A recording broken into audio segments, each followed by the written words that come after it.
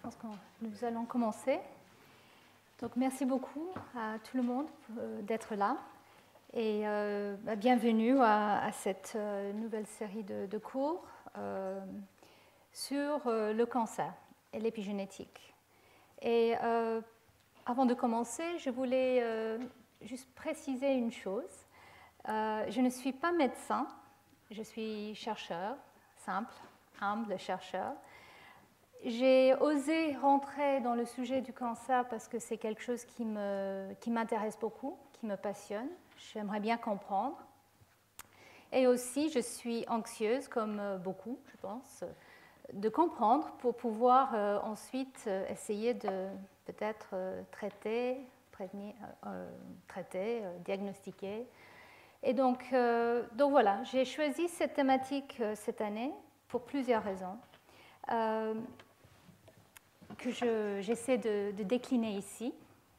Alors, je pense que la plupart d'entre vous m'ont déjà entendu, donc mes cours sont toujours en français. Les diapositives sont en anglais pour que les gens internationaux puissent aussi les comprendre. Et je voulais aussi vous rappeler que tous les cours seront mis online sur l'Internet, les PDF de mes diapositives, et les cours sont enregistrés aussi. Alors, pourquoi parler de cancer dans un contexte ou avec une perspective d'épigénétique? Je suis donc épigénéticienne, on peut dire. Alors, la première chose, c'est qu'il y a énormément de parallèles, j'espère que vous allez voir ça, entre l'épigénèse, donc la biologie du développement, et le cancer. L'évolution à partir d'une cellule a quelque chose d'extrêmement complexe. Les étapes de cette évolution ressemblent beaucoup à l'embryologie et au développement. Mais il y a aussi des grandes différences que vous allez voir, et c'est la compréhension de ces différences qui est le défi. Nous espérons comprendre pourquoi, justement, une cellule qui commence à se diviser et à former des structures différentes ne s'arrête pas dans le cas de cancer. L'autre raison est que depuis quelques années, depuis plus que quelques années, depuis presque un demi-siècle, il y a de plus en plus de connexions entre le domaine du cancer et le domaine de l'épigénétique. Alors ces connexions ont été là, et d'ailleurs c'était un petit peu ces connexions qui m'ont fait venir dans le monde de l'épigénétique. J'ai commencé en faisant une thèse dans un laboratoire de cancer, et c'est parce que je travaillais sur le cancer que je me suis intéressée à l'épigénétique, il y a maintenant 30 ans ou quelque chose comme ça. Et ces liens ont été là depuis longtemps, mais pas forcément de manière très bien définie. Vous allez voir, ce premier cours va décrire un tout petit peu cette histoire du cancer et l'épigénétique, les relations plus ou moins proches, plus ou moins tendues, on va dire. Un des points, je pense, qui est absolument clé, c'est que les processus épigénétiques sont réversibles. Donc, quand on peut établir qu'il y a un changement qui affecte l'expression d'un gène ou d'un phénotype qui est dû à des changements épigénétiques et non pas à des changements au niveau de la séquence de l'ADN, on peut avoir l'espoir de pouvoir les réverser par des traitements. Et c'est quelque chose qui est utilisé dans certains types de cancers. Et alors la raison principale pour laquelle je choisis de décrire ou de parler de ce sujet cette année, c'est parce que j'estime que récemment, il y a eu vraiment, on va dire, une révolution technologique, ou plusieurs révolutions technologiques, qui nous ont permis enfin de commencer à comprendre les mécanismes qui peuvent lier le cancer et l'épigénétique. Donc on a dépassé la phase, je vais dire, de description, où on voyait des changements épigénétiques, on voyait des liens avec le cancer, avec certains types de tumeurs. Et là, on passe à une phase vraiment de compréhension. Ce n'est que le début, donc il faut être modeste, mais c'est largement dû aux technologies de séquençage des génomes. Je pense que dans le cas du cancer et de l'épigénétique, c'est un exemple par excellence où l'intérêt de pouvoir séquencer un génome peut être vu. Et aussi des technologies très récentes qui nous permettent de regarder à l'échelle de la simple cellule tout ce qui se passe au niveau de l'expression des gènes, au niveau de l'organisation du génome, au niveau de la réarrangement du génome dans un contexte de cancer. Et enfin, aussi des études sur des organismes modèles qui nous permettent d'étudier le cancer, les tumeurs, le processus de cancer dans un système modèle où maintenant nous avons la capacité de modifier le génome et l'épigénome et poser des questions très précises pour savoir qu'est-ce qui est cause et qu'est-ce qui est conséquence. Voilà, donc globalement, pourquoi j'ai décidé cette année que c'était la thématique de mes cours.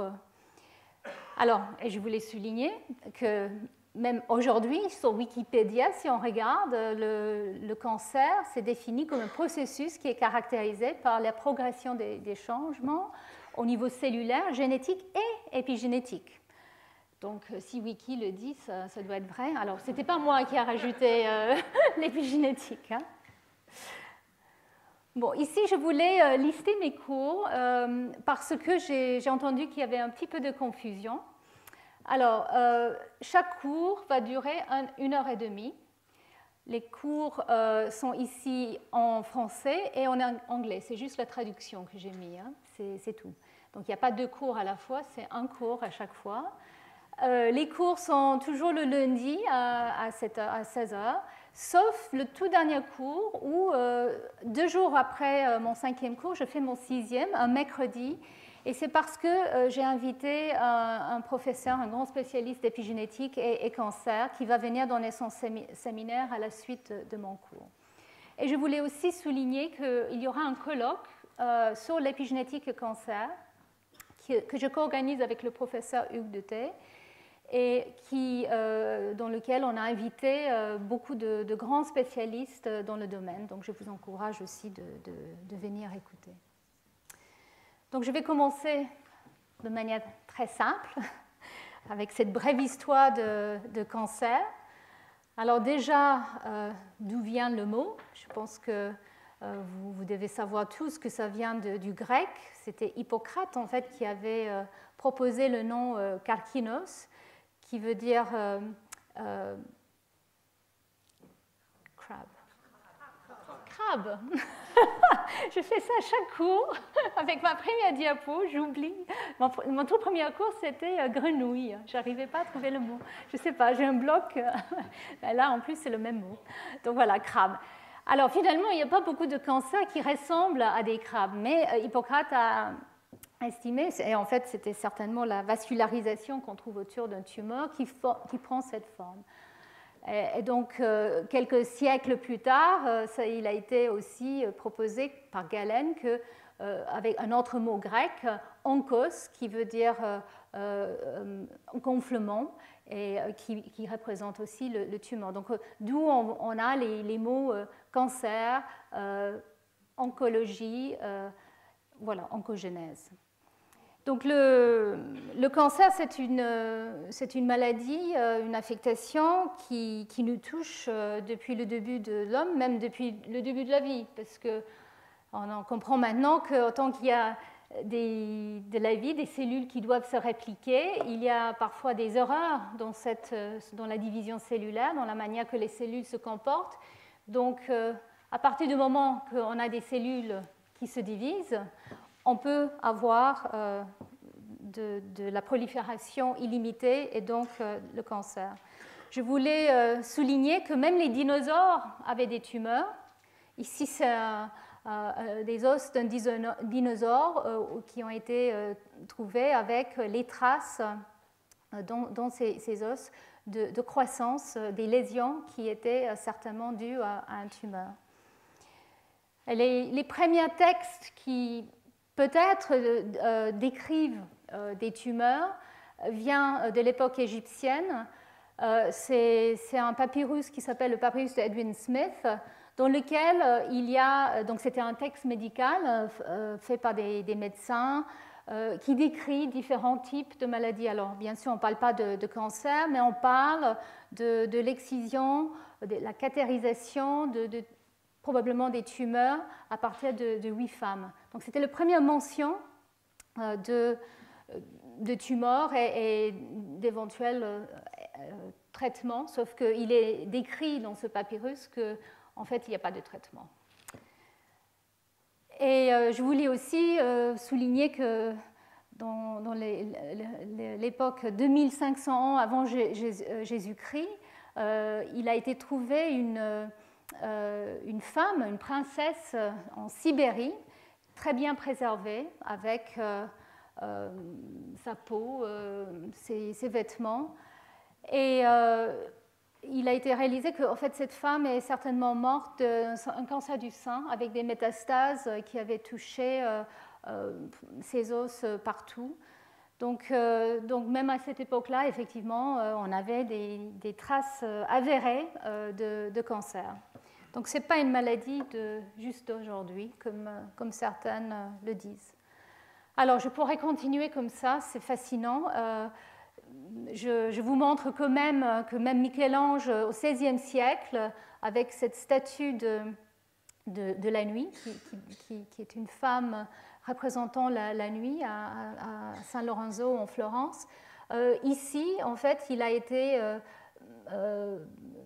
noté qu'elle a au sein gauche une excroissance, un tumeur. On voit la forme du sein est quand même assez différente. Et il y a eu même des études, des papiers publiés sur ce sein, qui effectivement était très certainement qui portait une tumeur, et même des hypothèses sur le pourquoi Michel-Ange a voulu montrer une femme avec ce type de tumeur, probablement parce que dans la nuit se cachent tout, les bonnes choses et les mauvaises choses. Et alors je vous conseille, si vous ne le connaissez pas, ce livre qui est exceptionnel, L'empereur de toutes les maladies, par un chirurgien américain et qui décrit l'histoire du cancer et aussi qui décrit la manière que le cancer a été attaqué de manière de point de vue thérapeutique. Donc l'histoire de la chimiothérapie aussi. Je trouve que c'est un livre qui est écrit de manière très, très facile à lire, mais c'est très, très riche et très bien recherché. Donc, si ça vous intéresse, je vous le conseille. Alors, avant de lancer ce voyage historique, épigénétique et cancer, je voulais quand même juste commencer avec une tentative de définition, mais comme vous allez voir, les pathologistes, depuis des siècles, avaient du mal en fait, à bien définir le cancer. Et pourquoi? C'est parce que les cellules cancéreuses ont leur origine au sein de nos propres tissus. Et ici, montré de manière très schématique, on voit donc un tissu normal avec des cellules bien organisées. On voit ce qu'on appelle une hyperplasie où on commence à voir une prolifération des cellules plus importante. Une dysplasie, on commence à voir un changement un petit peu d'organisation, un changement aussi de morphologie des cellules. Et ensuite, un cancer où on voit effectivement les premières étapes d'invasion. Alors, un point qui est clairement commun à toutes les tumeurs, c'est ce que je mentionnais tout à l'heure, c'est la capacité de proliférer de manière instoppable. Donc, il a été remarqué depuis le début qu'effectivement, les tumeurs augmentent en taille avec le temps. Et il a été proposé très tôt, dès que nous avons compris que les êtres vivants étaient faits de cellules, qu'il s'agissait probablement d'une prolifération des cellules, des divisions des cellules qui étaient en excès ou qui étaient capables de continuer sans s'arrêter, sans mort cellulaire évident. Donc ça, on peut dire, était quand même un point caractéristique de tout type de tumeur. C'était cette capacité d'augmenter en taille due à une division cellulaire et l'absence de mort cellulaire normale. Alors, l'autre point qui a été remarqué très tôt par les pathologistes, c'est que les cellules cancéreuses semblent continuer sans faire attention à leur voisinage. Donc, dans un tissu normal, au cours du développement, un organe va arrêter de croître à un moment. On appelle ça de l'homéostasie. Les cellules s'organisent de manière bien définie jusqu'à une certaine taille et puis s'arrêtent. Peut-être le foie, c'est l'organe le plus étonnant de ce point de vue. On sait que c'est un des rares organes où on peut couper un bout et on peut avoir une continuation, enfin on peut avoir une augmentation de taille, une régénération du foie, mais il va arrêter au bon moment, c'est-à-dire la taille va être préservée. Donc il y a un programme intrinsèque qui fait que l'organisation et la taille sont bien contrôlées au cours du développement. Par contre, dans le cancer, c'est clairement pas le cas. Et il y a une désorganisation au niveau du tissu. Ici, je vous montre en fait un cas qui vient des études d'une de mes collègues, le docteur Anne-Vincent Salomon, qui montre dans certains types de tumeurs du sein, de cancer du sein, on voit une inversion totale de la polarité des cellules. Au lieu de former des rangs bien organisés de cellules, la polarité des cellules est totalement inversée et ces cellules sont capables d'envahir et de métastaser à un certain moment au cours de ces tumeurs. Alors, l'autre point qui maintenant devient évident, c'est que les tumeurs interagissent avec leur environnement. L'environnement émet des signaux ou permet une certaine manière de se comporter aux tumeurs et le tumeur peut modifier son environnement, c'est-à-dire les tissus sains peuvent être modifiés par le tumeur. Je vais revenir sur ces points dans les cours qui suivent. Et les tumeurs peuvent envahir les tissus autour. Donc ça, c'est le point, je vais dire, qui est anormal, même si vous allez voir, enfin, dans certains contextes, évidemment, au cours de l'embryogenèse, on a une invasion, en quelque sorte, de l'embryon des tissus maternels au moment de l'implantation dans l'utérus. Mais dans le cas du tumeur, cette invasion est agressif à contrôler et très souvent se termine effectivement avec une diffusion, une métastase des cellules qui peuvent aller voyager à d'autres sites dans le corps. Alors, ce mouvement des cellules cancéreuses les permet ensuite, dans leur nouveau site d'installation, de proliférer. Mais heureusement, ça c'est rare. En fait, une cellule tumorale au sein de son tumeur et son micro-environnement acquérit une capacité de proliférer, mais mise ailleurs, c'est assez rare en fait que les cellules peuvent continuer à proliférer de manière incontrôlée. Mais malheureusement, ça arrive. Donc ici, je touche plusieurs points qu'on peut dire définissent quelque part les cancers. Peut-être un des messages importants à retenir, c'est que les tumeurs ne sont pas juste une série de cellules homogènes, incontrôlées mais homogènes. Les tumeurs peuvent être considérées comme des organes qui, bien sûr, n'ont pas l'ordre et la logique des organes normaux, mais néanmoins, ils existent dans un contexte 3-dimensionnel, voire 4-dimensionnel, parce qu'effectivement, avec le temps, ils évoluent et peuvent se propager à des endroits différents. Et je vais revenir très souvent sur la notion des différentes caractéristiques du cancer qui ont été proposées par un grand homme de la science, Robert Weinberg, qui a écrit aussi un livre, je dirais c'est presque le livre à lire sur le cancer, c'est le livre de Robert Weinberg. Et dans une revue, il y a plusieurs années, il a proposé qu'effectivement, il y a différentes caractéristiques qu'on doit prendre en compte quand on parle du cancer. Et on ne peut pas définir un tumeur avec un ou deux caractéristiques. Il s'agit de plusieurs caractéristiques qui prennent en compte tous ces différents aspects dont je viens de vous parler. Alors, pour revenir un peu sur le côté historique, il y a eu plusieurs hypothèses au cours des siècles. Je ne vais pas vous parler des hypothèses, je dirais, les plus, pas farfelues, mais qui existaient au 15e, 16e siècle ou même avant, sur la manière que le cancer pouvait se propager. On pensait même jusqu'au 17e, 18e siècle que peut-être le cancer était contagieux. Et d'ailleurs, le premier hôpital pour les gens atteints du cancer en France n'a pas pu être construit dans la ville où il était prévu, à Reims, parce que les personnes de la ville avaient peur d'être infectées. Donc, avoir un cancer depuis des siècles était quelque chose vu comme étant inacceptable, dangereux pour les autres. Et on imagine bien la souffrance supplémentaire que ça pouvait apporter aux gens atteints de ces cancers. Mais il y avait l'idée qu'effectivement, il fallait des endroits spécifiques pour essayer de traiter les cancers. Et nous savons maintenant que le cancer, ce n'est pas une maladie, mais des centaines de maladies différentes. Mais donc, si je reviens sur les hypothèses plus récentes, je dirais depuis le 19e siècle, je vais parler un tout petit peu de ces différentes hypothèses.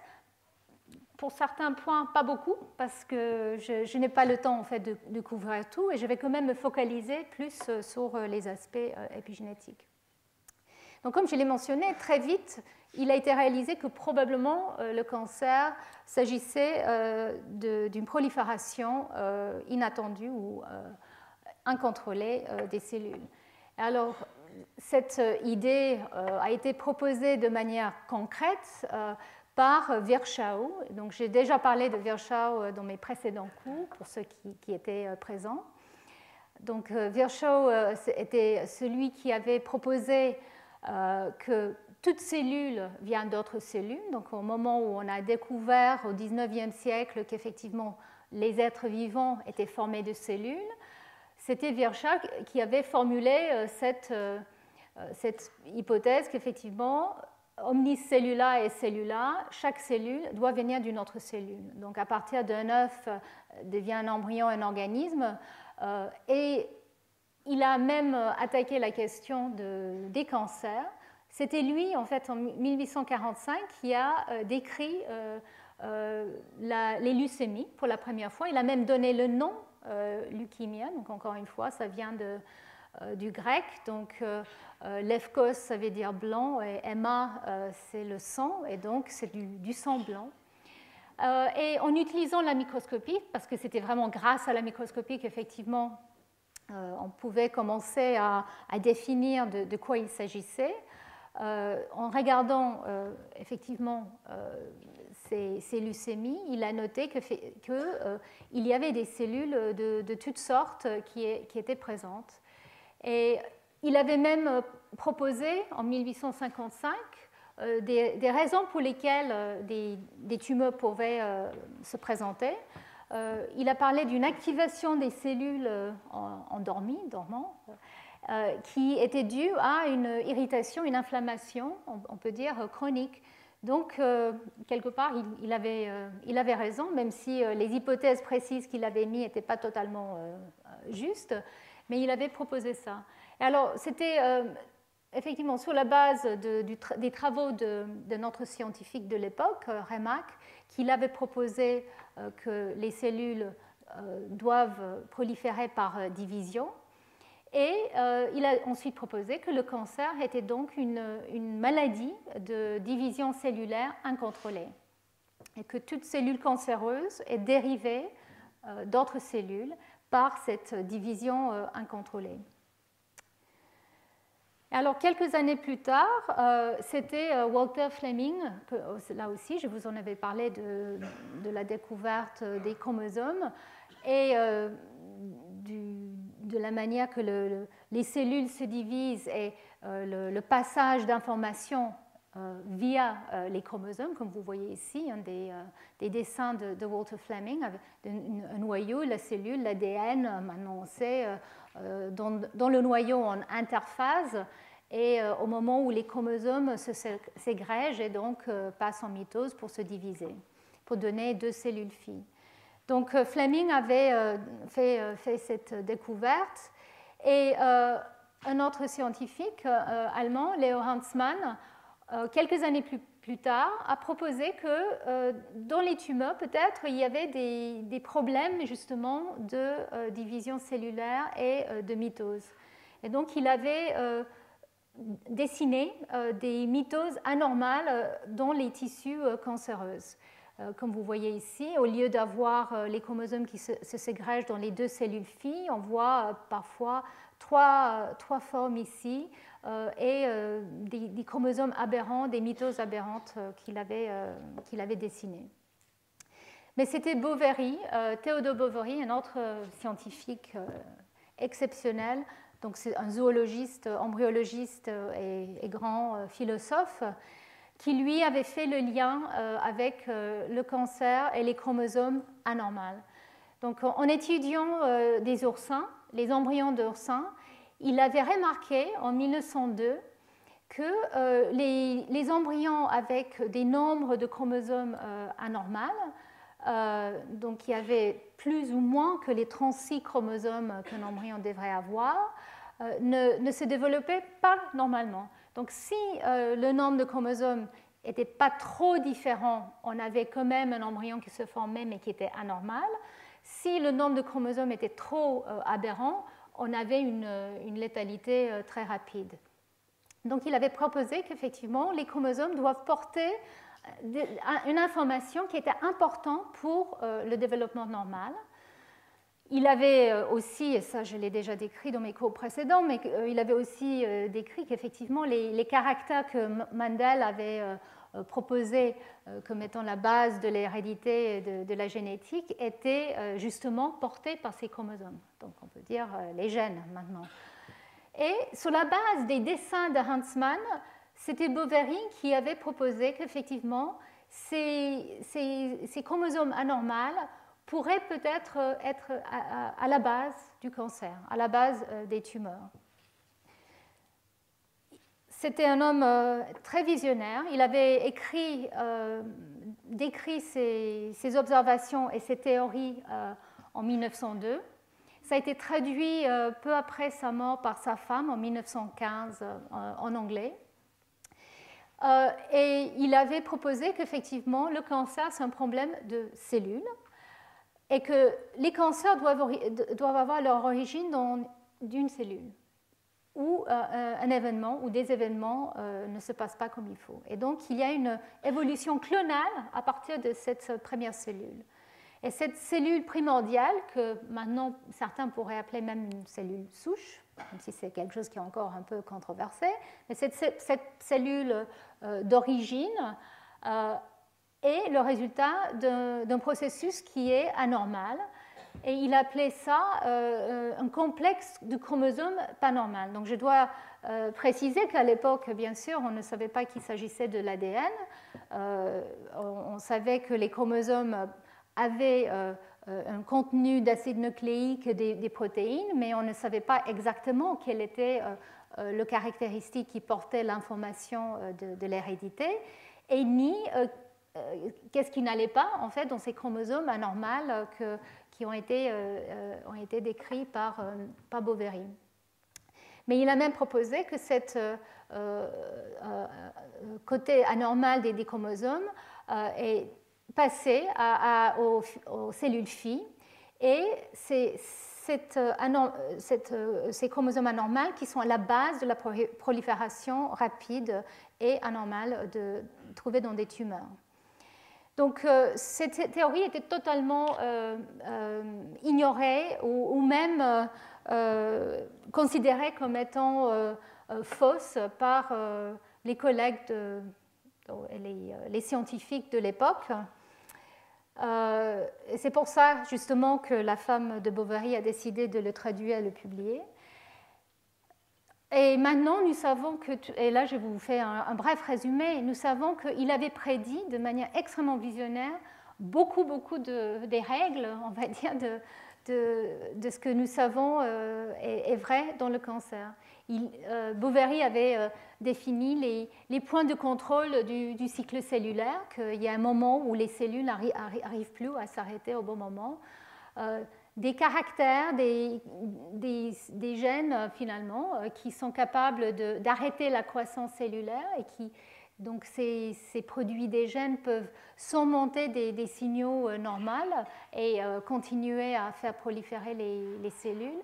Il a prédit qu'il y a même des gènes qui peuvent devenir amplifiés de manière anormale dans ces chromosomes qui participent au développement des tumeurs. Donc on peut maintenant dire que c'était des oncogènes. Comme je l'ai dit, la clonalité des tumeurs. Il a même parlé du mosaïcisme, le fait que dans les cellules d'un tumeur, on voyait tout type de karyotypes, de nombres de chromosomes. Et donc, il a proposé peut-être des prédispositions à hériter des chromosomes et peut-être des gènes qui étaient moins capables d'empêcher la tumorigénèse. Donc voilà, c'était quelqu'un, je pense qu'avec le recul, les scientifiques et les médecins qui travaillent sur le cancer ont beaucoup de respect parce qu'effectivement, il avait tout vu et prédit il y a maintenant plus que 100 ans. Et alors, je voulais mentionner ici la vindication des théories de Boveri qui sont venues beaucoup plus tard, en 1960, où deux médecins scientifiques, Peter Nowell et David Hungerford, ont découvert qu'effectivement, dans un type de tumeur très spécifique, la leucémie myéloïde chronique, CML, qui est une leucémie assez fréquente parmi les leucémies. Aux États-Unis, par exemple, il y a eu 6600 nouveaux cas en 2015.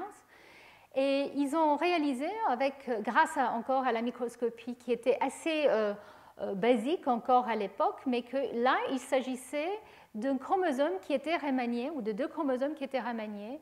Il y avait une partie du chromosome 9 et 22 qui ont échangé et qui ont produit, donc il a été avéré plus tard, cette translocation produit une fusion, un gène qu'on appelle BCR-ABL, que maintenant nous savons est un oncogène. Donc c'était un gène qui n'existait pas normalement, mais avec cette anomalie de cette translocation chromosomale, cette fusion a apparu et c'est cette fusion, cette nouvelle protéine créée, qui est une kinase qui a une activité anormale, donc qui va modifier d'autres protéines, et qui permet de stimuler de manière anormale la prolifération des cellules myélides et donc d'amener les cellules myélides à faire des leucémies. Donc il y a eu cette découverte effectivement qu'un changement au niveau des chromosomes est responsable d'un certain type de leucémie. Donc après, donc ça c'est en 1960, et pendant longtemps, les cytogénéticiens ont cherché pour voir si d'autres types de tumeurs avaient ce type de réorganisation. Et il a pris quand même plus que 20 ans avant de réaliser que oui. Pendant longtemps, on ne voyait pas ce type de changement, probablement parce qu'on n'avait pas les microscopes qui nous permettaient de détecter ce type de réorganisation qui parfois était plus subtile. Mais donc, quelques décennies plus tard, il a été réalisé qu'effectivement, beaucoup de cancers ont ce type de translocation. Surtout les cancers hématologiques ont des translocations qui peuvent donc être responsables des tumeurs.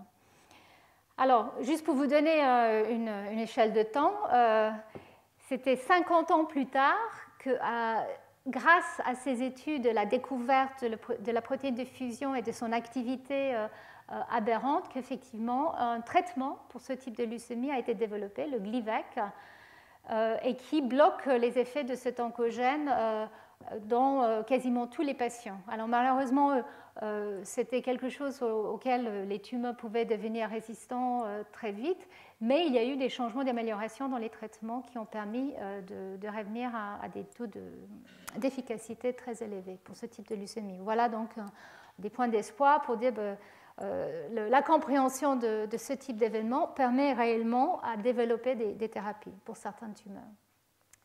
Donc je reviens à l'histoire maintenant. Donc il y avait l'hypothèse des chromosomes émis par Boveri et d'autres. Et il y avait aussi d'autres hypothèses pour le cancer qui étaient plus basées sur l'épigénétique.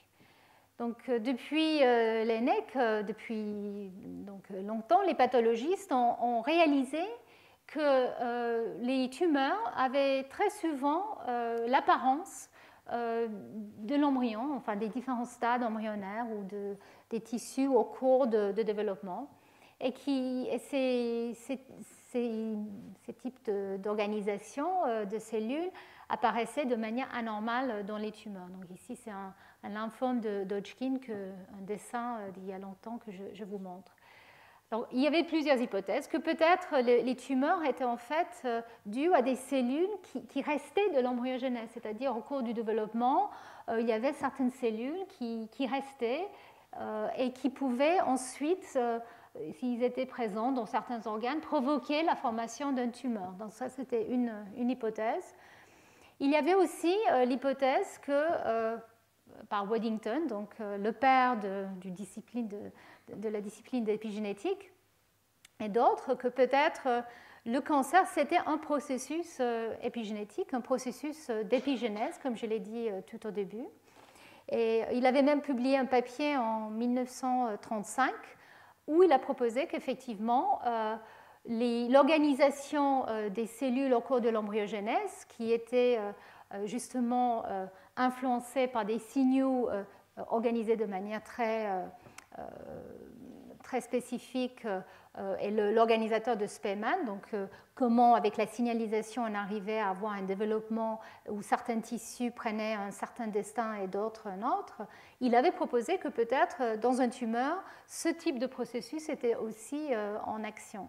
Alors c'était très hypothétique, il y avait il n'y avait pas vraiment de support pour ce type d'hypothèse, mais l'hypothèse a été émise. Donc, il y a eu aussi d'autres hypothèses, par exemple l'hypothèse que l'organisation d'un tissu qui peut changer est responsable justement cette désorganisation peut déclencher un tumeur. C'est quelque chose qui redevient un tout petit peu à la mode quand on réalise qu'effectivement, pour envahir un tissu sain, le tumeur doit peut-être se réorganiser. Il y a aussi eu donc la proposition qu'il s'agissait d'un problème de différenciation, que la cellule, au cours de l'embryogenèse, on sait que les cellules deviennent de plus en plus différenciées, sauf certaines qui doivent préserver peut-être un état de cellules souches, nous le savons maintenant, mais en tout cas qu'il y avait peut-être un problème de différenciation dans les tumeurs, parce qu'on voyait cette croissance de division cellulaire. Les cellules différenciées, normalement, se divisent un certain nombre de fois et puis s'arrêtent.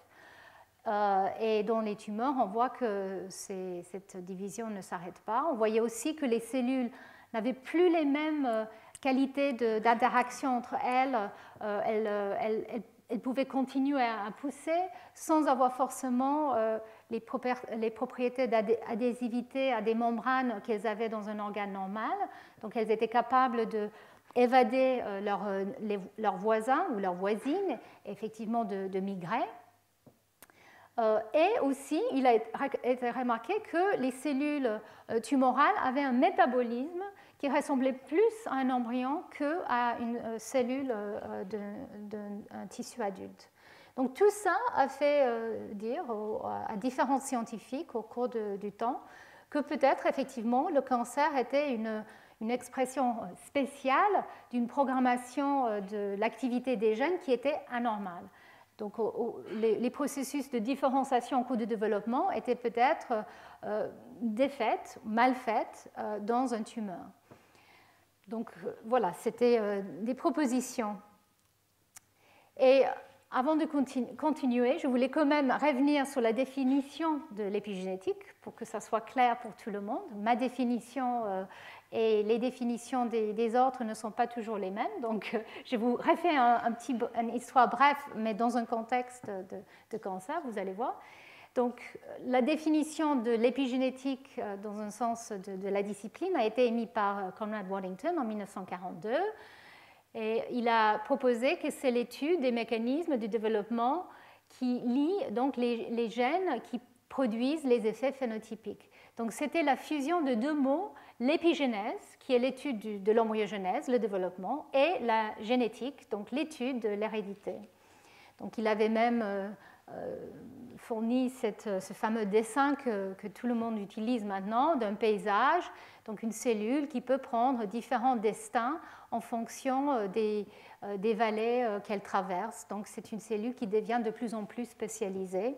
Et ce qui définit ces montagnes et ces vallées, c'est bien sûr les gènes et les voies de signalisation qui permettent la mise en place du programme d'un embryon.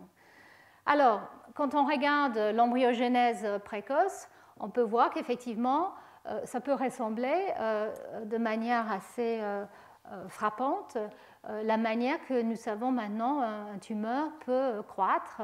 La morphogenèse de l'embryon peut ressembler à l'évolution d'un tumeur, même si c'est très désordonné. Et donc, on pouvait imaginer on peut évoquer le mot épigénèse pour un tumeur. À partir d'une simple cellule, un clone de cellule, on arrive à quelque chose de beaucoup plus complexe.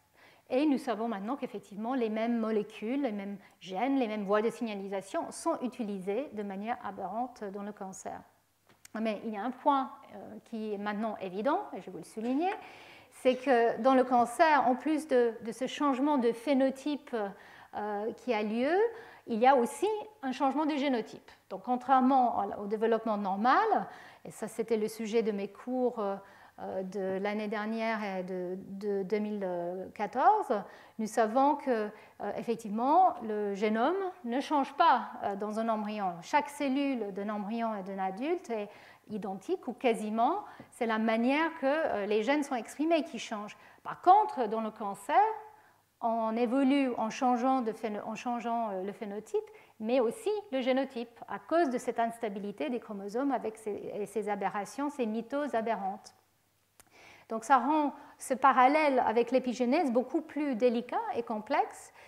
Et je voulais souligner qu'effectivement, peut-être le parallèle le plus approprié, c'est en fait avec que le tumeur est une sorte d'écosystème dans lequel les cellules doivent évoluer pour proliférer. C'est très darwinien.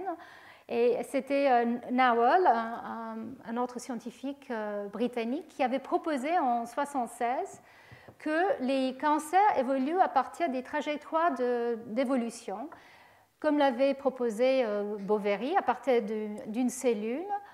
On a une croissance et un changement au cours de cette croissance génétique et phénotypique qui fait qu'on peut avoir différents types cellulaires qui cohabitent ou qui sont présents dans la même collectivité et où il y a évidemment la guerre pour survivre, où il faut utiliser les ressources qui sont présentes.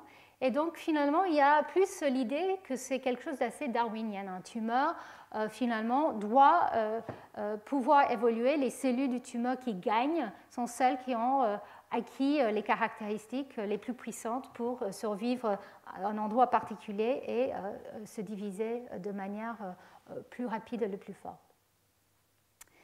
Donc, je reviens à la définition de l'épigénétique qui était fondée sur l'épigénèse par Conrad Waddington et qui ensuite a été transformée. Donc, le mot épigénétique a été utilisé un tout petit peu différemment, quand même basé sur cette définition de développement génétique par plusieurs scientifiques dans les années 70, donc Robin Holliday, Art Riggs. Donc ça aussi, je l'ai décrit en détail dans mes précédents cours, mais je rappelle qu'effectivement, Holliday, Riggs et d'autres ont proposé que l'épigénétique était aussi tout ce qui était un changement de cette expression des gènes et d'activité génique qui était stable au cours des divisions cellulaires. Et éventuellement réversible, mais quand même stable, et qui n'était pas dû à des différences au niveau de l'ADN. Donc, contrairement à ce que je viens de vous dire pour les tumeurs, où effectivement on sait qu'il y a des changements génétiques qui pourraient expliquer les changements phénotypiques, dans le cas de l'épigénétique pure, l'idée que Holliday et Riggs avaient proposée, c'est qu'effectivement, à partir du même génome, on peut avoir une activité génique différente qui est propagée de manière stable et au cours des divisions cellulaires. Et donc, à la base de cette définition, c'est qu'effectivement, les deux types cellulaires doivent avoir des différences, mais avec le même ADN, que cette différence doit être propagée au-delà du signal qui induit leur différence, et que cette différence est héritable au cours des mitoses. Et donc, pendant la même période, et ce qui les a inspirés aussi, c'était qu'il y avait tout un tas de processus comme l'inactivation du chromosome X, comme l'empreinte, la paramutation chez les plantes, la variegation des positions des gènes chez la drosophile et dans d'autres systèmes, qui ont fait un lien entre l'épigénétique, les états d'activité génique différentes avec le même ADN et les phénotypes intéressants. Et donc c'est ce lien qui a aussi été fait avec ce qui se passait dans le noyau au niveau de la chromatine et les chromosomes. Et ici, je vous montre une cellule normale. Ici aussi, c'est des cellules normales. Et ce qui a été décrit très tôt était que la chromatine, l'organisation du noyau, le matériel qui porte quand même le génome et les gènes, était changé dans les cancers, dans les tumeurs. Donc, en plus de ces changements au niveau des chromosomes et les chromosomes anormales, il y avait aussi des différences d'apparence au niveau de l'organisation de la chromatine dans le noyau. Par exemple, effectivement, il y avait le noyau qui était souvent d'une organisation assez irrégulière, avec parfois des cellules avec plusieurs noyaux, et une organisation de la chromatine, l'hétérochromatine et l'euchromatine, qui était très différente à ce qu'on voit dans une cellule normale. Et ici, je vous montre un des cas que je vous avais déjà montré en parlant de l'hétérochromatine l'année dernière. Donc ici, des cellules normales, ici, un cancer du col, qui a été décrit en 1957. Et ici, on voit que dans des cellules normales des femmes, on voit ce fameux corpuscule de Barr, qui est un des deux chromosomes X de la femme, qui est inactivé, qui est hétérochromatique, on le voit ici. Par contre, dans les tumeurs, très souvent, on voit que cette hétérochromatine n'est plus distinguable. Et ça sera la seule mention aujourd'hui du travail issu de mon propre labo, mais Ronan Chalinier, un chercheur dans mon laboratoire, a montré récemment, et il y a eu quand même beaucoup d'études sur cette disparition apparente du corpuscule de Barr, mais nous avons montré que cette disparition n'est pas forcément une disparition physique du chromosome X inactif, mais en fait remaniement, désorganisation de l'hétérochromatine. Et justement, ce chromosome X inactif commence à être un peu plus actif qu'attendu dans des cancers du sein. Donc voilà, c'est pour faire le lien effectivement entre l'épigénétique, la chromatine, l'activité des gènes et les choses qui se passent mal dans le cancer.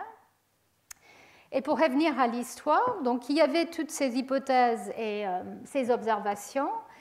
Et il y a, dans les années 40-50 et à la suite, cette série de découvertes énormes qui ont changé la manière notre manière de comprendre ce qui se passe chez le vivant. Donc la découverte par Avery que effectivement le matériel génétique était l'ADN, ensuite la structure double hélice qui a été définie par Watson et Crick et qui a permis de comprendre effectivement comment cet matériel génétique pouvait être copié, répliqué aussi. Le code génétique, à partir de cet ADN, la séquence d'acides nucléiques, on peut copier avec la machinerie de transcription avec les polymérases l'ARN, et que cette séquence d'ARN qui provient de l'ADN peut être ensuite traduite par des protéines. Et donc le code génétique qui permet cette traduction. Le dogme central de la biologie moléculaire qui était que et que j'ai perdu, qui est que l'ADN fait l'ARN, fait la protéine. Donc c'était des années, on va dire, très, très riches et importantes pour la biologie. Et là aussi, la découverte par Jacob et Monod de l'opéron LAC et la compréhension de la régulation des gènes. Donc à partir de cet ADN, cette longue séquence d'acides nucléiques, comment on arrive à produire des protéines qui peuvent ensuite réguler la manière que la cellule se comporte, et un organisme, dans le cas des prokaryotes, une cellule, et donc la réalisation et la proposition qu'effectivement le contrôle, la régulation des gènes est due à des protéines, des répresseurs, à des activateurs qui vont se lier spécifiquement à des séquences d'ADN et que ceci est à la base de la régulation génique.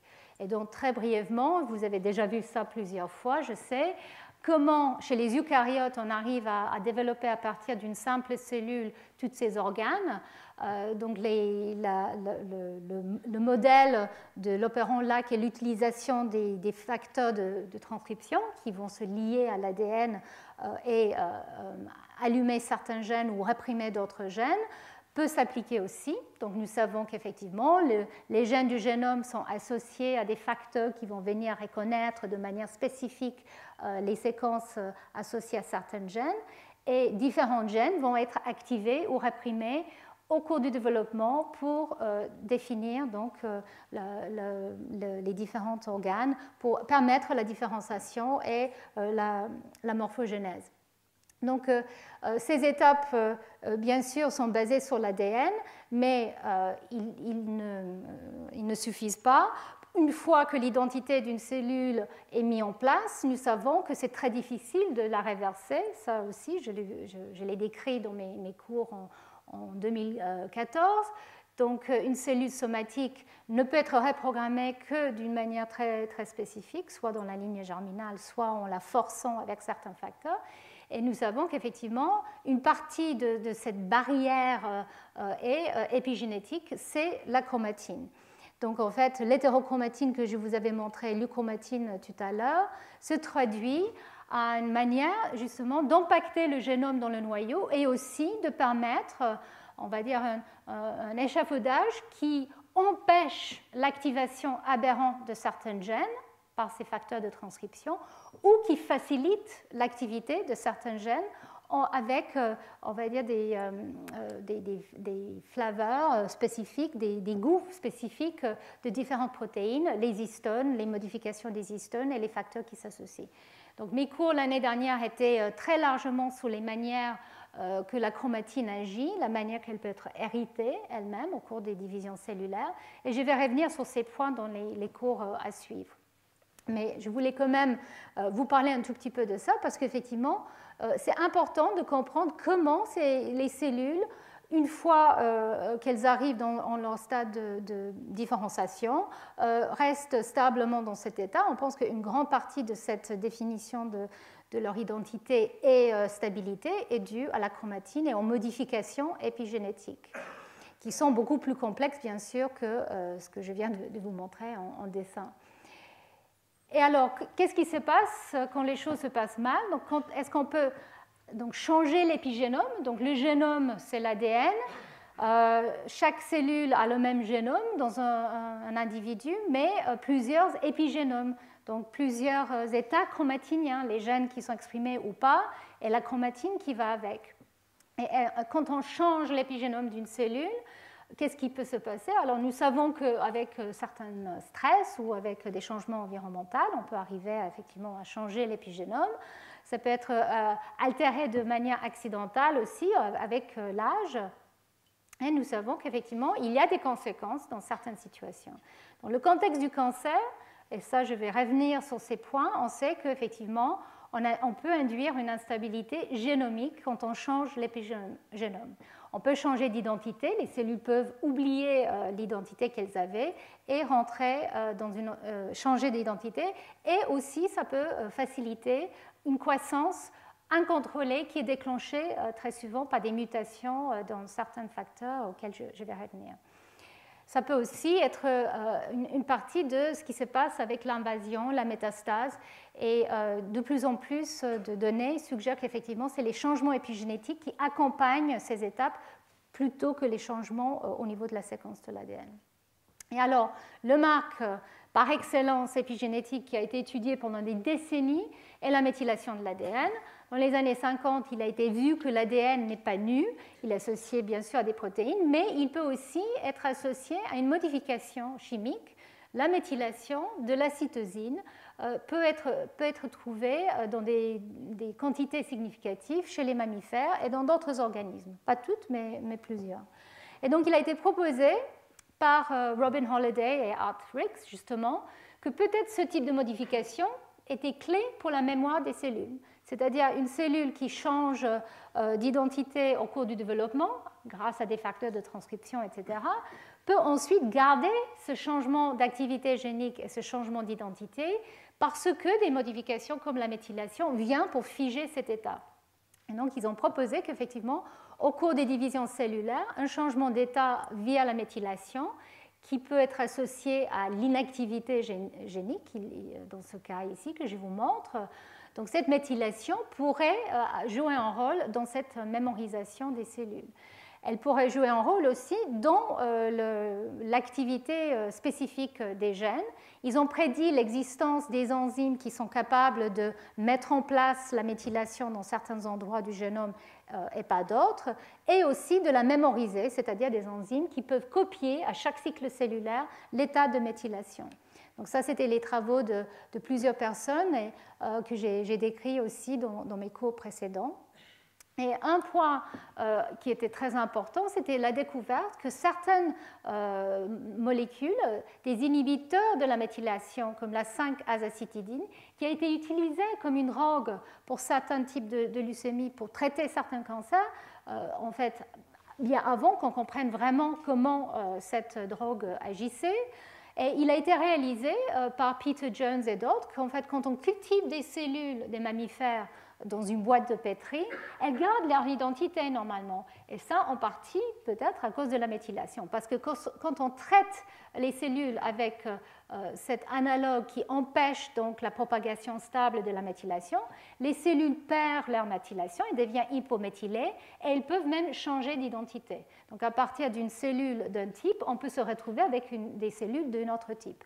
Donc c'était à partir de ce type de connaissances sur les cellules en culture qu'il y a eu l'évocation de l'impact éventuel épigénétique dans le changement d'état et la perturbation des modifications épigénétiques qui pouvaient éventuellement jouer un rôle dans le cancer.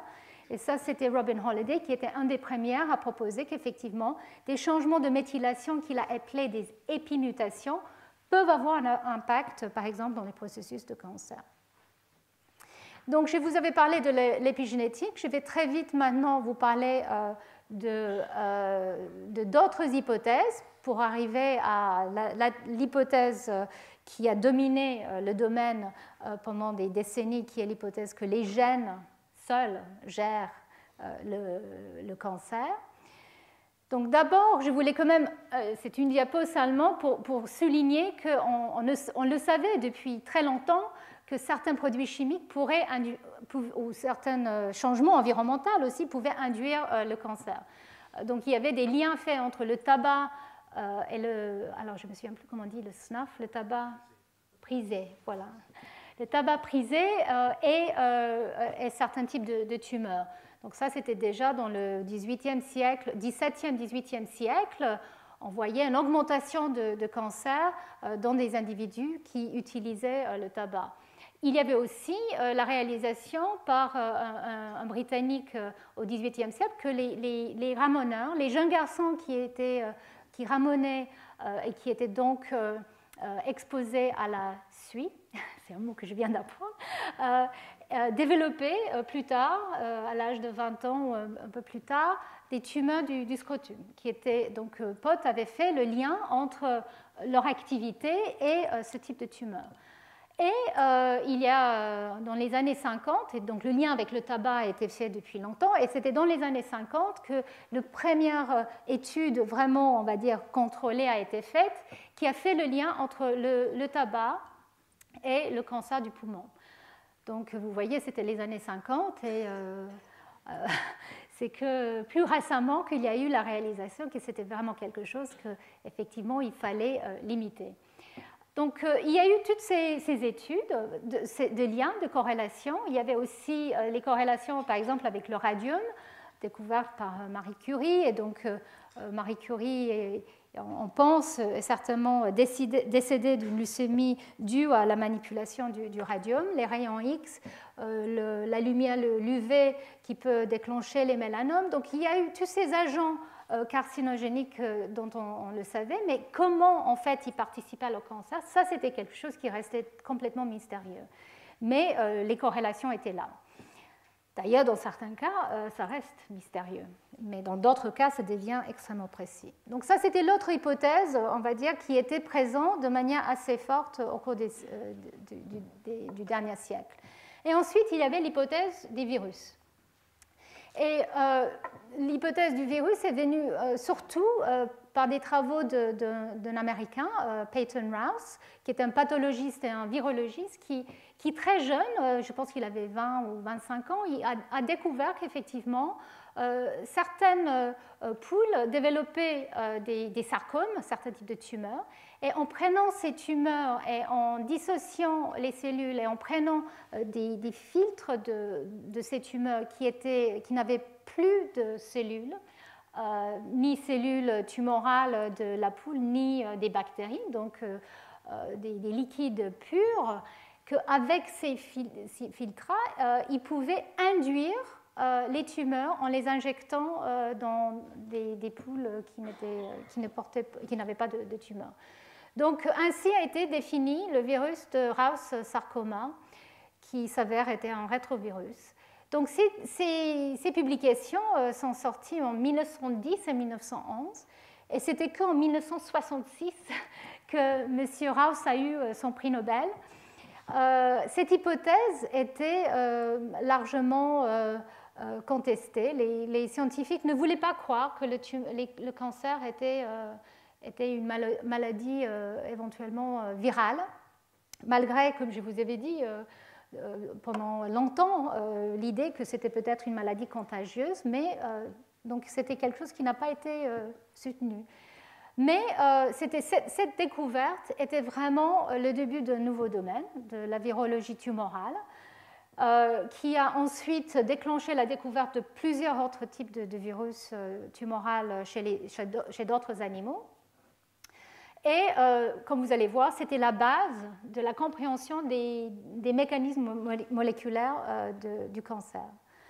Alors, au moment où il a eu son Nobel, Rous a quand même précisé qu'ils ont cherché pendant très très longtemps pour voir si ce type de virus tumoral pouvait exister aussi chez l'humain. Par exemple, en regardant de manière très, très précise dans le lait humain ou dans des familles atteintes de tumeurs, est-ce que peut-être il y avait un facteur qui pouvait être expliqué par un virus? Et la réponse était non. Néanmoins, nous savons maintenant qu'il y a beaucoup de tumeurs virales chez l'humain aussi, et l'exemple peut-être le plus connu, c'est les papillomes qui, par exemple, sont responsables de certains cancers du col. Mais entre 1911 et 1966, il y a eu quand même des événements. Donc, je vous avais déjà parlé de la découverte de l'ADN, de la compréhension du matériel génétique, le code génétique. Et après Jacob et Monod, on rentre effectivement dans cette phase fabuleuse de la biologie moléculaire, les années 60, 70, 80, où les chercheurs ont commencé à comprendre quelle est la nature de l'héritabilité, comment l'ADN en fait est utilisé, est transmis. Et je pense que c'est important de point de vue historique et aussi aujourd'hui, qu'il ne s'agissait pas juste des biologistes, ce n'était pas que des pathologistes ou les zoologistes, en fait c'était des généticiens des physiciens et des chimistes qui, ensemble, ont décidé d'attaquer la question, parce que la question était quand même fascinante, il faut le dire. Mais comment, en fait, cet ADN est utilisé? Donc, il fallait manipuler l'ADN, donc les principes du clonage moléculaire qui ont été développés, des enzymes issues des bactéries qui étaient capables de couper cet ADN, on appelle ça des enzymes de restriction, qui nous permettaient donc d'analyser les différents fragments d'ADN sur des gels d'agarose, et donc de comprendre effectivement où se trouvent certaines séquences et où se trouvent d'autres, faire des cartes du génome bien avant le séquençage.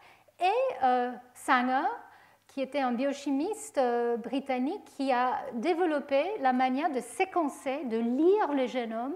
Bon, déjà, il a eu un premier prix Nobel pour la lecture des acides aminés et des protéines en 1958 et en 1980 pour sa technologie qui nous permettait de lire, de séquencer l'ADN, de lire les ACGT du génome et de comprendre. Donc il y a eu ces années, je dirais, de grandes découvertes et d'avancements techniques. Et dans tout ça, il y a eu plusieurs scientifiques qui ont attaqué, comme je l'ai dit, les questions des virus des tumeurs. Et parmi ceux-là, il y avait Howard Taymin, qui était un scientifique américain et qui a développé des tests pour essayer d'étudier le virus de sarcome de Rous, donc ce fameux virus qui venait des poules, et en culture. Et ce test était un tout petit peu comme les tests de plaques de phage qu'utilisaient justement Jacob et Monod, a rendu l'étude de ces virus tellement facile qu'ils ont pu avancer très très vite sur la compréhension de comment ce virus se comportait. Et donc, ce virus et d'autres, donc ce virus était un virus d'ARN. Taymin a pu montrer que ce virus d'ARN devait passer par un intermédiaire d'ADN pour se répliquer, donc une étape de provirus. Et donc c'était lui et un autre grand scientifique, David Baltimore, qui de manière indépendante ont prouvé qu'effectivement les virus de tumeurs de ARN utilisaient une activité très spécifique, la reverse transcriptase, que beaucoup d'entre nous continuent à utiliser de manière très active, qui rend un ARN en ADN. Donc la reverse transcription, qui était un grand challenge pour le dogme central, qui a même conduit Crick à republier un papier pour essayer de montrer qu'effectivement, même si on pouvait passer de l'ARN à l'ADN, c'était quand même très exceptionnel.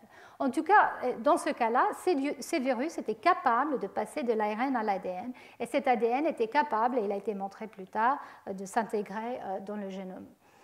Donc, cette découverte était extrêmement importante pour la biologie moléculaire, et Baltimore et Taymin et Dalbecco ont eu le prix Nobel en 1975.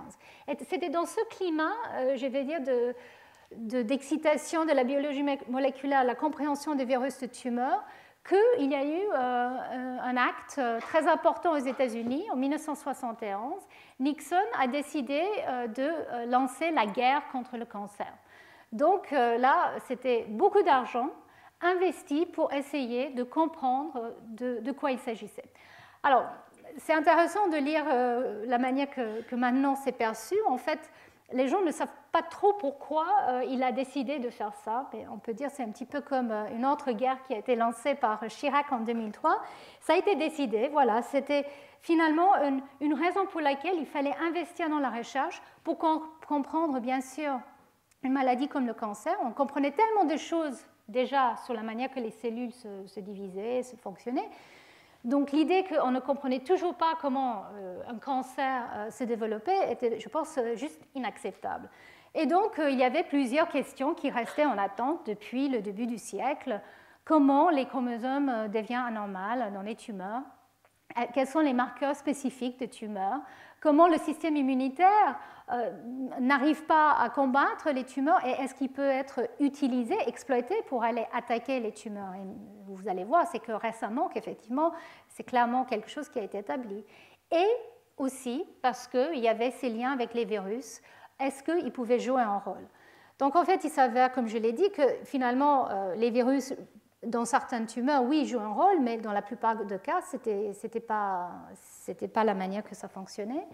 Et c'était les études de plusieurs scientifiques Bishop Varmus et Dominique Stéhelin en France, qui en fait ont pu démontrer que dans le virus, dans ce fameux virus de sarcome de House, qui était tout petit, qui n'avait que quelques gènes, en fait, il y avait peut-être juste 1 ou 2 gènes qui étaient responsables de ces tumeurs. Donc c'était quelque chose qui quand même a fait rêver les gens. Est-ce qu'on peut comprendre les tumeurs si on comprend ce qu'il y a dans ce virus qui est capable de transformer une cellule saine à une cellule tumorale? Et donc dans un papier qui est légendaire, Stéhelin et al. Ont montré qu'effectivement, ils ont trouvé de l'ADN qui est semblable à l'ADN qui vient de ces tumeurs, qui était probablement responsable pour la capacité de transformer les cellules. Donc c'était assez exceptionnel comme découverte, assez complexe aussi, parce qu'en fait, à partir de ce rétrovirus ARN qui passe par cette étape d'ADN, en fait, effectivement, ils ont pu montrer que dans le génome normal d'une cellule, il y avait des séquences qui ressemblaient ces séquences qui étaient capables de transformer. Donc en fait, c'était le premier oncogène, donc le gène qui était capable de transformer la cellule, qu'ils ont appelé SARC. Et donc ce gène SARC existe effectivement dans des génomes non transformés du poulet, en fait, en l'occurrence, mais aussi chez l'humain, parce que le Rust Sarcoma virus, ce n'est pas un virus qui peut infecter les cellules humaines normalement, mais ce gène existait même chez l'humain. Et donc, c'était ça qui était révolutionnaire, que finalement, c'était un gène de nos propres cellules ou des cellules de plusieurs organismes qui semblait avoir la capacité, dans un contexte de ce virus, de transformer les cellules. Et donc, SARC, le gène endogène qu'on trouve dans nos génomes, est un proto-oncogène, c'est-à-dire un gène endogène qui a un rôle normal, qui est impliqué justement dans la division cellulaire, mais dans un contexte où ce gène est transformé, est mutant, exprimé de manière anormale ou produit une protéine qui n'est pas tout à fait la même, là, il devient un oncogène où en fait, il active la capacité de la cellule de se diviser de manière incontrôlée. Donc, cette découverte a déclenché une série de découvertes très importantes qui étaient aussi, enfin, je peux dire, très largement financées grâce à ce grand programme de Nixon aux États-Unis, mais aussi dans d'autres pays. Et donc, Bishop et Varmus ont eu le prix Nobel pour cette découverte. Dominique Stéhelin, qui a fait toutes les expériences dans ce papier, n'a pas eu ce prix Nobel. D'ailleurs, ses collègues, je pense, ont même suggéré que ça aurait été quand même normal qu'il soit reconnu, mais Stockholm a décidé autrement. Mais en tout cas, voilà, c'était le début de l'ère des oncogènes, qui était une ère extrêmement importante pour la compréhension du cancer. Donc ces proto-oncogènes, comme je l'ai dit, plusieurs ont été découvertes très très vite, donc, qui étaient présents dans les cellules normales, mais qui étaient présents aussi dans les virus que les gens étudiaient. Ici, je vous montre un papier de Weinberg en 1985, où il montre qu'effectivement ces oncogènes agissent et peuvent agir dans le noyau ou dans le cytoplasme. Différents oncogènes étaient présents et agissaient à différents niveaux. Donc, je ne vais pas vous faire tout un cours sur les oncogènes, il suffit de vous dire qu'effectivement, plusieurs oncogènes sont importants pour inhiber, normalement les proto-oncogènes sont là pour inhiber le cycle cellulaire, ou pour empêcher les cellules de rentrer en cycle cellulaire de manière anormale. D'autres oncogènes sont importants pour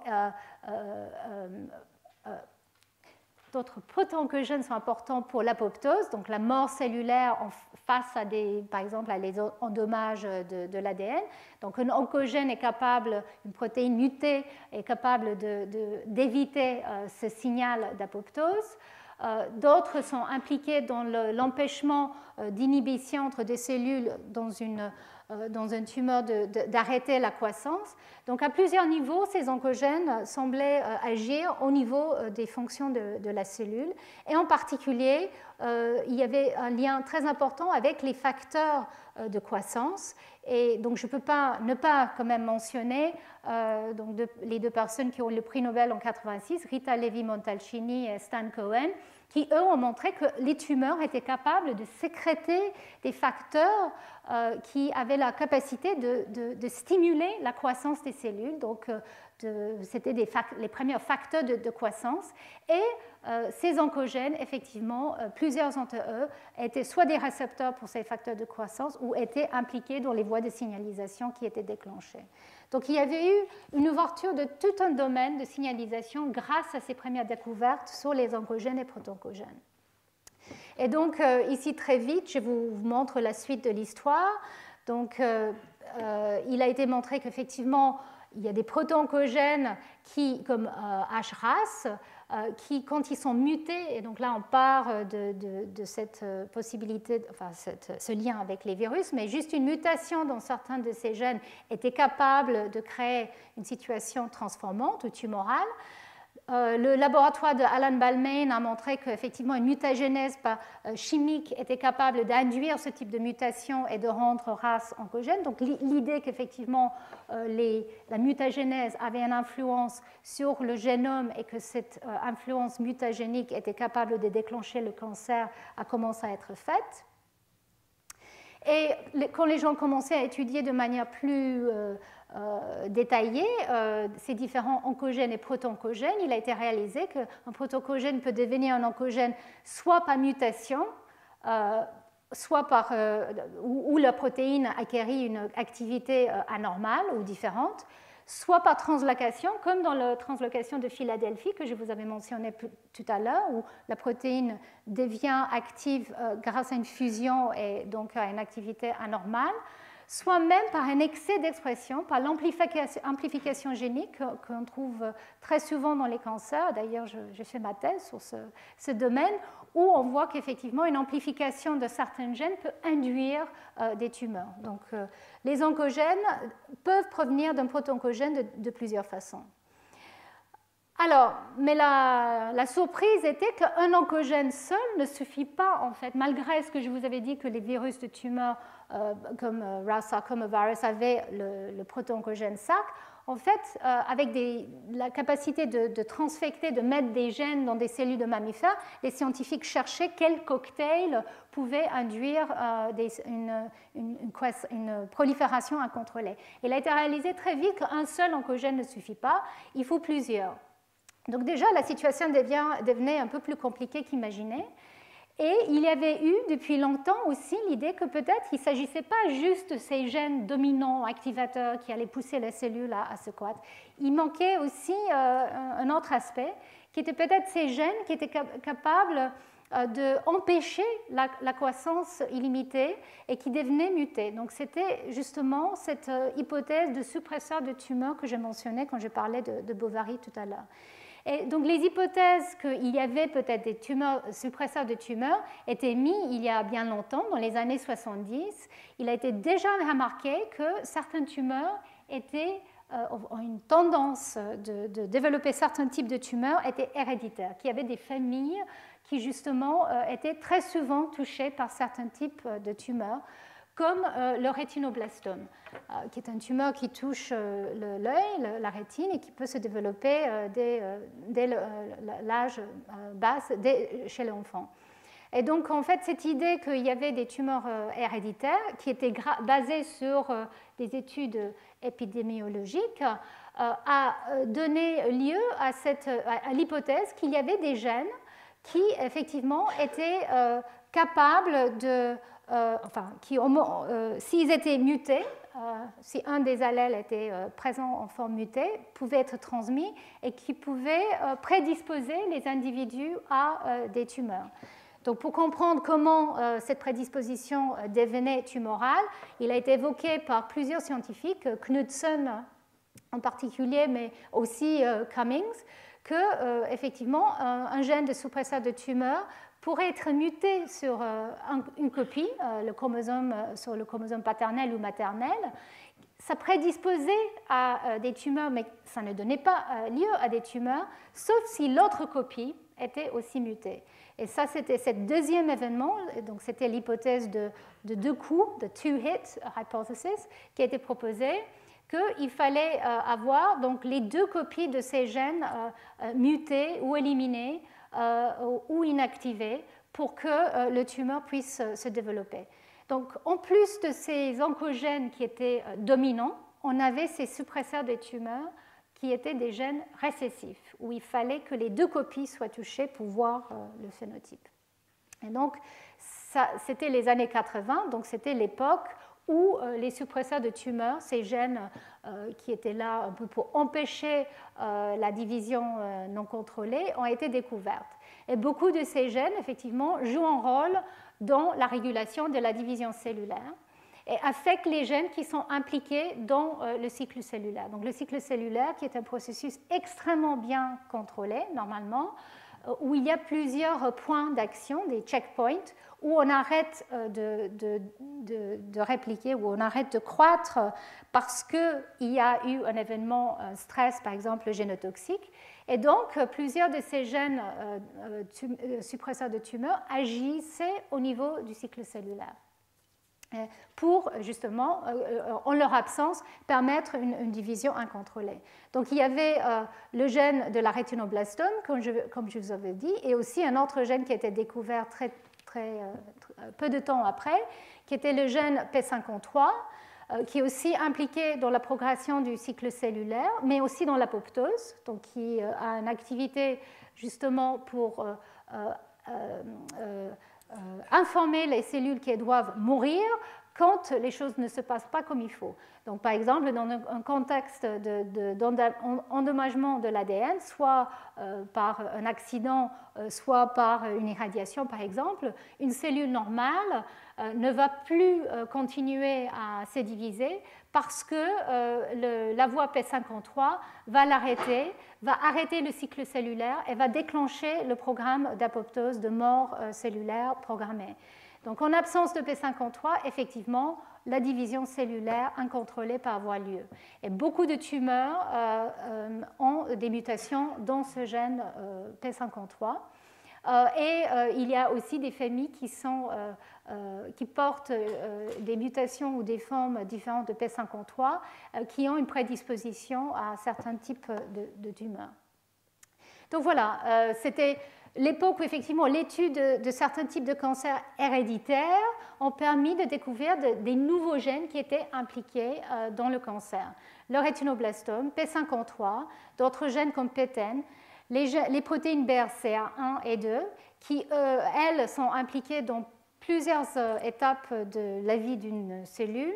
Donc, elles sont là pour permettre la réparation des endommages à l'ADN, pour réguler l'expression de certains gènes, y compris P53 et d'autres gènes. Et c'est peut-être un des gènes les plus connus, BRCA1, qui est associé avec les formes héréditaires de cancer du sein et cancer de l'ovaire. Et beaucoup d'autres cas, beaucoup d'autres suppresseurs de tumeurs qui ont été découverts à la suite de ces premières découvertes. Donc, on savait que ces gènes suppresseurs de tumeurs étaient très importants pour différents processus de régulation de cellules. Beaucoup des études ont été quand même faites dans les cellules en culture. Donc, ça posait la question de leur activité in vivo. Comme je l'ai dit tout au début, la tumorigénèse, ce n'est pas juste une question de cellules, c'est aussi une question d'organes. Et donc, les études in vivo étaient plus compliquées. Par exemple, quand on délète P53, on ne voyait pas immédiatement apparaître des tumeurs comme ça aurait été prédit. Il fallait déléter P53 plus un autre gène. Et donc, en fait, est évolué de cette idée qu'effectivement, il fallait plusieurs événements pour déclencher un cancer. Et alors, j'hésitais à mettre cette image dans ma présentation, mais les gens parlent tellement de cette analogie, je ne pouvais pas résister. La manière que les gens parlent toujours depuis longtemps, c'est que les oncogènes, c'est comme finalement la croissance d'un tumeur, c'est comme une voiture. Donc il y a le frein et l'accélérateur. Les oncogènes, c'est les accélérateurs. Donc on appuie et ça va de plus en plus vite. On divise de manière incontrôlée. Et les freins, c'est les suppresseurs de tumeurs. On a deux freins. Si on freine avec juste un pied, ça suffit pour arrêter la voiture. Mais si les deux freins sont mutés, sont absents, là, on peut rentrer en croissance totalement incontrôlée. Donc il y a eu cette analogie, mais qui tient quand même pas mal la route. Le seul problème, c'était, est-ce que c'est si simple? Est-ce qu'effectivement, tous les tumeurs sont juste une question d'oncogène suppresseur de tumeur, ou est-ce qu'il y a d'autres choses qui doivent avoir lieu? Est-ce que c'est juste quelques gènes qui génèrent les tumeurs? Est-ce que c'est une série d'étapes qui donnent lieu à la carcinogénèse? Alors, il y a eu dans les années 90 quand même la découverte qu'effectivement peut-être l'évolution du tumeur, comme ça a été prédit par Bovary, ensuite par Noël, c'était en fait par étapes, qu'il y avait très tôt dans la tumorigénèse la mutation, par exemple, d'un gène comme APC, qui est un suppresseur de tumeur, ensuite l'activation d'un oncogène comme RAS, et on pouvait lier ça avec différents stades du processus.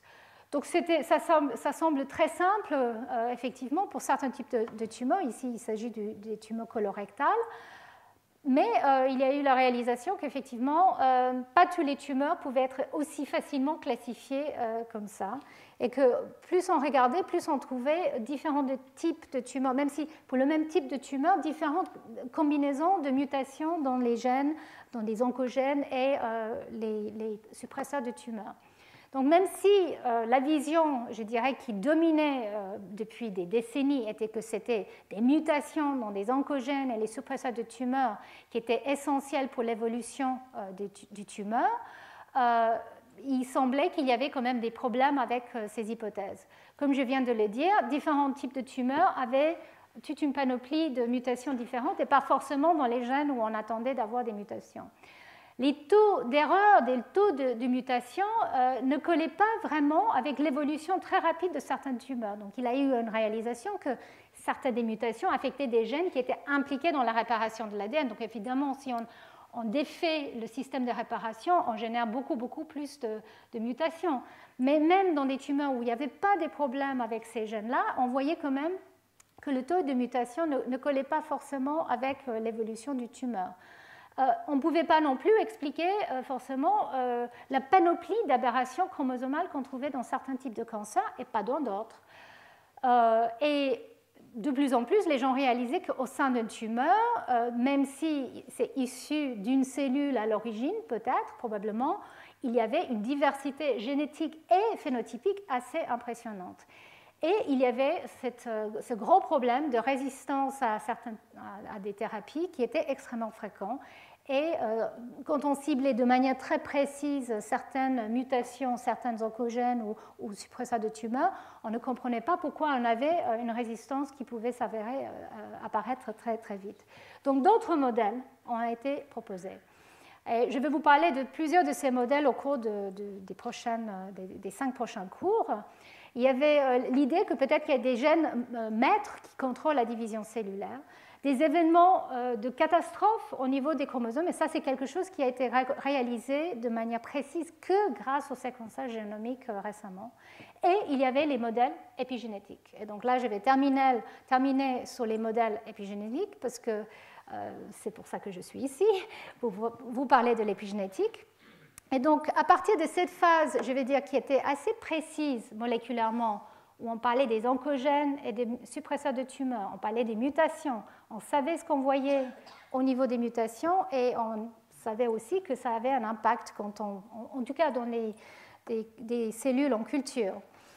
Mais il y avait aussi des hypothèses, alors je vais parler, voilà, que effectivement, les changements épigénétiques pouvaient aussi avoir un rôle à jouer. Donc, Holliday, déjà en 1987, a proposé que les changements au niveau de l'épigénome, maintenant on l'appelle l'épigénome, mais au niveau de la méthylation de l'ADN, pouvaient jouer un rôle dans la carcinogénèse. Donc, tout ça, c'était basé sur ce que je vous avais mentionné tout à l'heure, que l'identité cellulaire est due à l'expression différentielle des gènes, que la méthylation des promoteurs de certains gènes pouvait avoir un rôle de figeage de cet état et qu'avec le traitement, par exemple, de la 5-azacitidine, on peut défaire cet état de répression et du coup même changer d'identité dans certains cas.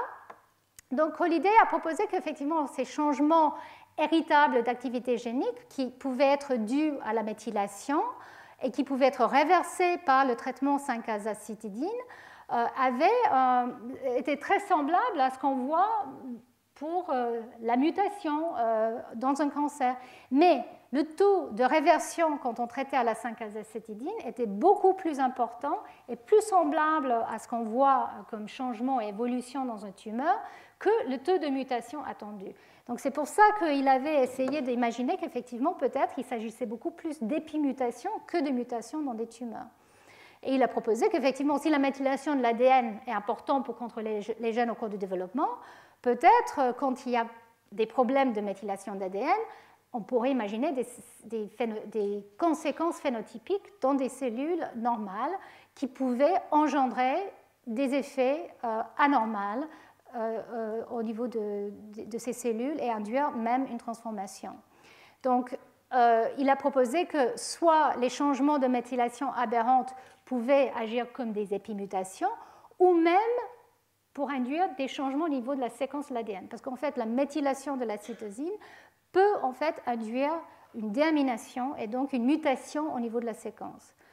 Et même encore plus, et c'est là où il était assez visionnaire, Robin Holliday a proposé que peut-être une hypométhylation, un changement global du génome, par exemple si la machinerie de la méthylation était affectée, pouvait donner lieu à une instabilité génétique. Et c'est même ça qu'il a privilégié comme hypothèse dans son fameux papier théorique en 1987, c'était qu'il y avait des événements globaux d'instabilité génomique qui étaient dus à des changements épigénétiques, en plus des épimutations qui pouvaient affecter très spécifiquement les gènes. Et donc là, on arrive donc à une période d'une vingtaine d'années que je peux dire était assez frustrante parce qu'il y avait les modèles et des gens qui voulaient croire à leurs modèles et il y avait les données de corrélation et j'avoue que c'est assez étonnant de voir à quel point une corrélation devenait en fait une causalité dans certains des papiers qu'on lit. Mais bon, heureusement, là, maintenant, ça change un peu. Mais en tout cas, voilà, juste pour vous dire qu'il y a eu donc le papier dans les années 80, plusieurs papiers qui ont décrit que non seulement il y avait une hypométhylation globale dans des cellules en culture transformées, cancéreuses, mais que même dans certaines tumeurs, il y avait des changements de méthylation. Et donc, ces études ont été faites grâce pas à la séquençage du génome, bien sûr, à cette époque-là, ce n'était pas le cas, mais grâce à des enzymes de restriction qui pouvaient couper l'ADN. Donc, on pouvait identifier des fragments d'ADN grâce à ça, en hybridant ensuite avec des sondes, des acides nucléiques qui étaient radioactifs. Mais ces enzymes de restriction étaient sensibles à la méthylation. Donc, certaines enzymes coupaient l'ADN quand ce n'était pas méthylé, mais ne pouvaient pas couper l'ADN quand c'était méthylé. Donc c'était absolument clé pour comprendre si oui ou non une séquence était méthylée dans une tumeur.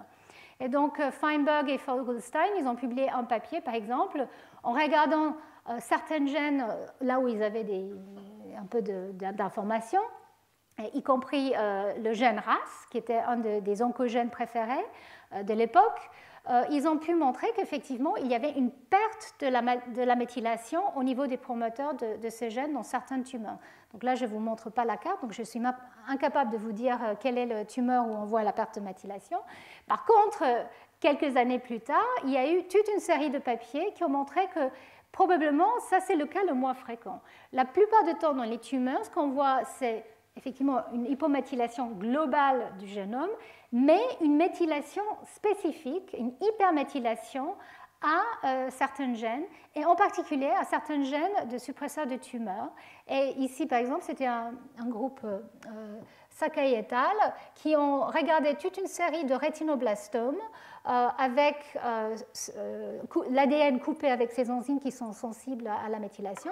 Et ici, ils ont montré qu'un des tumeurs, donc là, c'est une sonde qui est placée au niveau du promoteur de ce fameux gène rétinoblastome. Un des tumeurs avait effectivement une méthylation. Ce fragment d'ADN ne correspond pas à la taille attendue si l'ADN était coupé. Donc, il y avait une méthylation du site au niveau du promoteur dans certaines tumeurs. Donc ça a quand même été une découverte, enfin une série de découvertes qui ont fait beaucoup rêver les gens parce qu'effectivement, si le gène, ce suppresseur de tumeur, sa séquence était intacte, mais il était simplement éteint grâce ou à cause de la méthylation, ça voulait dire que le gène était présent et éventuellement capable d'agir si on pouvait tout simplement réverser cet état d'inactivité, enlever la méthylation. Donc pour vous montrer de manière très simple, je reviens sur le modèle de Knudsen, le double hit, les deux coups, où effectivement dans une cellule normale, par exemple pour le rétinoblastome, on a un gène mutant si c'est un cas héréditaire, mais l'autre gène, l'autre allèle, il est bien exprimé, donc la protéine est produite. Donc il n'y a pas de problème dans ces cellules, elles ne vont pas se proliférer de manière incontrôlée. Par contre, si les gènes comme RB peuvent devenir méthylés de manière somatique, et donc le gène qui était normal et qui produisait la protéine devient éteint, et bien là, on peut produire un tumeur, on peut proliférer de manière incontrôlée. Et l'espoir, c'est que le gène, il est toujours là, il n'est pas mutant comme son homologue, il est simplement éteint. Et donc, est-ce qu'on peut le réverser en enlevant la méthylation, par exemple, avec des drogues comme la 5-azacitidine? Donc ça, c'est sur papier, c'est très beau, mais en réalité, nous ne savons vraiment pas comment ces épidrogues fonctionnent. Mais on commence à réaliser qu'effectivement, elles peuvent agir de manière assez globale et spécifique. Et donc, un des micros sera dédié sur ce type de questionnement.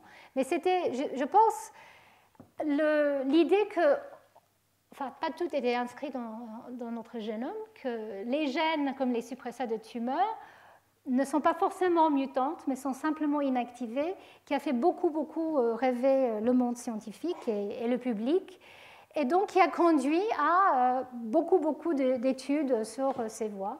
Et c'est pour ça que j'ai hésité, j'ai attendu longtemps avant de choisir ce sujet de épigénétique et cancer, mais comme je l'ai dit tout au début, je pense que le moment est arrivé parce qu'effectivement, nous comprenons maintenant qu'au-delà de la méthylation de l'ADN, il y a tout un tas d'autres modifications épigénétiques au niveau de la chromatine et ailleurs qui pourraient justement participer au processus du cancer. Donc là, j'ai dépassé mon temps, donc je ne vais pas rentrer dans les détails aujourd'hui parce que je vais revenir sur ces questions. Et donc, je pense que je vais terminer en vous remontrant le dessin de Robert Weinberg, les différentes caractéristiques du cancer, le fait que le tumeur, ce n'est pas juste une collection de cellules, mais quelque chose de beaucoup plus complexe qui interagit avec son environnement. Et pour vous dire que pour comprendre effectivement comment ces tumeurs peuvent évoluer, peuvent être déclenchées, évoluer, il y a toute une compréhension, toute une dimension qui a été rajoutée grâce au séquençage du génome, où on peut commencer à vraiment comprendre qu'est-ce qui ne va pas dans le génome d'une tumeur, du simple nucléotide à l'échelle d'un chromosome et un génome entier, quelle est l'hétérogénéité qu'on peut trouver au sein des tumeurs. Et avec cette information génomique, on peut aussi explorer l'information épigénétique. Quelles sont les régions du génome qui sont associées avec une activité normale ou anormale, ou avec certains facteurs chromatiniens. Et comment ces changements peuvent être liés au processus qui se passe pas comme il faut dans le cancer, toutes ces différentes caractéristiques. Donc voilà, je termine avec ces points. Juste pour dire qu'effectivement, les questions qui se posent pour moi, et donc je vais les poser avec vous, est-ce que les changements épigénétiques qui ont été décrits depuis longtemps maintenant sont tout simplement une conséquence des changements de l'activité des gènes et de l'instabilité génomique qu'on trouve dans des cancers? Est-ce que c'est juste symptomatique? C'est quand même intéressant parce que ça peut nous donner ensuite des pistes à suivre, ça peut être utilisé comme des marqueurs dans certains états, mais ça sera juste une conséquence, ou est-ce que ces changements épigénétiques pourraient même vraiment contribuer au processus du cancer? Par exemple, comme je l'ai décrit tout à l'heure, de manière hypothétique, un changement épigénétique au niveau de la région régulatrice d'un gène qui installe son extinction ou son activation, cet état peut être stable au cours des divisions cellulaires, mais peut être réversible. Donc, est-ce qu'on a des preuves que ce type de phénomène peut exister? Et est-ce que ces changements épigénétiques pourraient même induire des mutations elles-mêmes? Je l'ai dit, la déamination de la cytosine est un processus mutagénique qui est dû à la méthylation de l'ADN, mais au-delà de ça, est-ce que la présence la perte de contrôle, parce qu'il y a des changements épigénétiques, non seulement au niveau des gènes, mais aussi au niveau des éléments répétés, ces fameux transposons et rétrotransposons dont je vous ai parlé au précédent cours, qui sont quand même une grande partie de notre génome, ces éléments répétés, normalement, doivent être éteints et contrôlés de manière extrêmement stable. Mais si on relâche l'épigénome, on peut imaginer qu'effectivement, ces éléments commencent à s'exprimer et à même à bouger, à être mobiles, et qui pourraient donc générer une instabilité génomique massive. Et est-ce que l'épigénétique, et ça je pense que c'est une voie très prometteuse, peut être à la base, être une source de cette hétérogénéité tumorale qu'on voit? Les gens maintenant, vous allez voir la semaine prochaine, on peut aller regarder cellule par cellule dans une tumeur son expression génique. On ne trouve pas forcément que dans chaque cellule il y a une expression différente, il y a une mutation. Par contre, on trouve qu'effectivement il y a des changements épigénétiques. Et donc, est-ce que cette capacité de l'épigénétique d'être assez plastique, d'être réversible dans certains contextes, peut contribuer à cette hétérogénéité et même fournir la base pour un changement d'état d'une cellule pour qu'elle puisse être capable d'envahir et de métastaser? Et enfin, est-ce que l'information globale, c'est-à-dire à l'échelle du génome, dans une tumeur, peut nous donner des informations qui sont utiles? Et là, la semaine prochaine, je vais vous parler des approches génomiques et épigénomiques qui sont très importants pour mieux définir les tumeurs.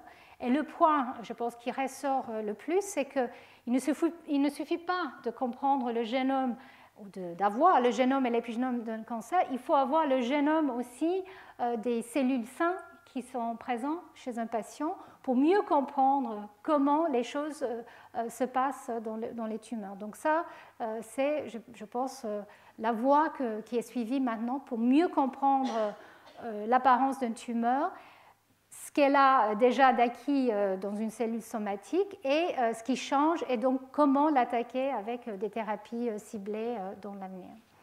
Voilà, donc merci pour votre patience. J'arrête là.